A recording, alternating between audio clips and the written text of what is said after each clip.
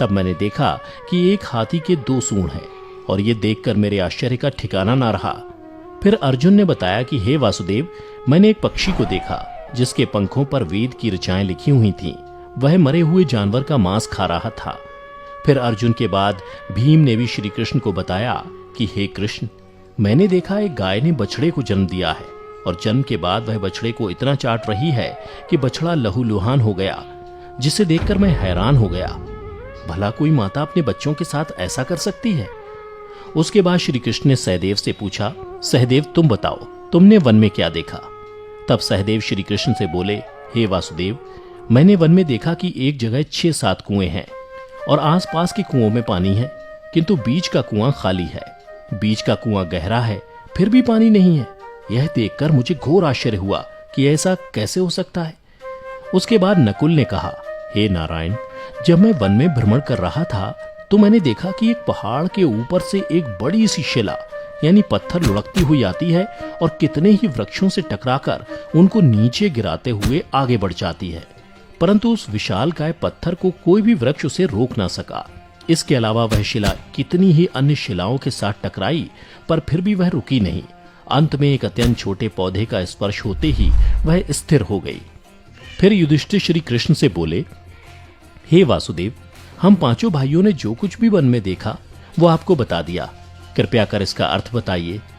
तब श्री कृष्ण ने युधिष्ठिर से कहा, हे धर्मराज, जैसा कि आपने कहा कि आपने 2 सूंड वाला हाथी देखा, जिसका यह अर्थ हुआ कि कलयुग में ऐसे लोगों का राज होगा जो बोलेंगे कुछ, करेंगे कुछ।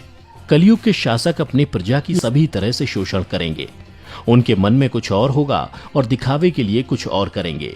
अर्थात कलयुग में शासकों के लिए आम लोगों का कोई महत्व नहीं होगा, वो बस राज करने के लिए शासक होंगे। फिर श्री कृष्ण अर्जुन से बोले, हे धनंजय, जैसा कि तुमने देखा कि एक पक्षी के पंख पर वेद की ऋचाएं लिखी हुई थीं, लेकिन वह मरे हुए जानवर का मांस खा रहा था, जिसका अर्थ ये हुआ कि कलयुग में ऐसे लोग होंगे जो बड़े ज्ञानी और ध्यानी कहलाएंगे, किंतु उनके आचरण राक्षसी होंगे।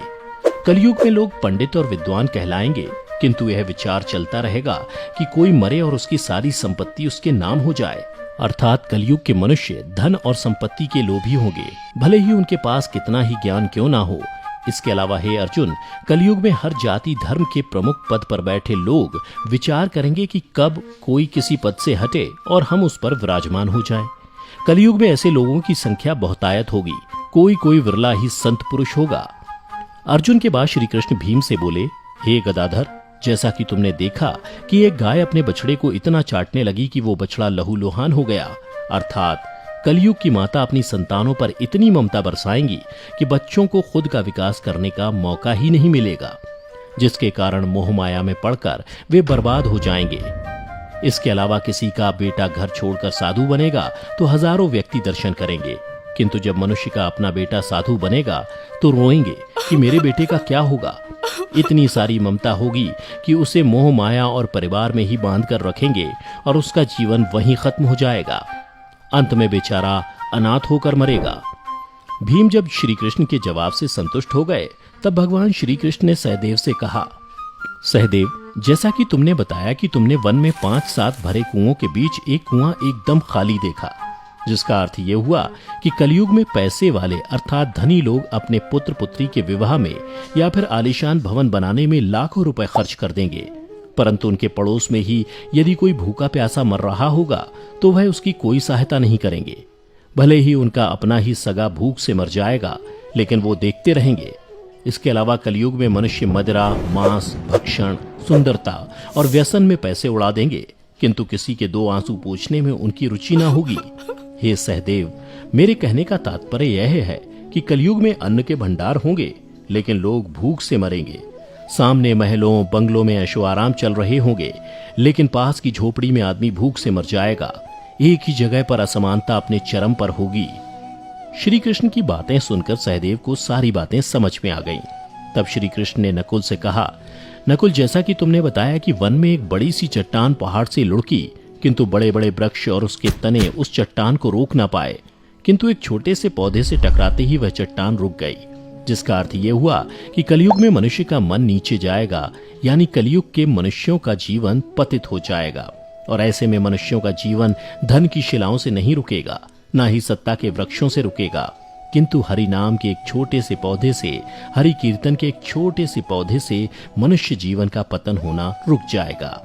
अर्थात कलयुग में भी जो मनुष्य धन के लोभ को छोड़कर हरि नाम का जप करेगा उसे कोई कष्ट नहीं होगा और मृत्यु के बाद उसे परमेश्वर अर्थात मेरे चरणों में जगह मिलेगी।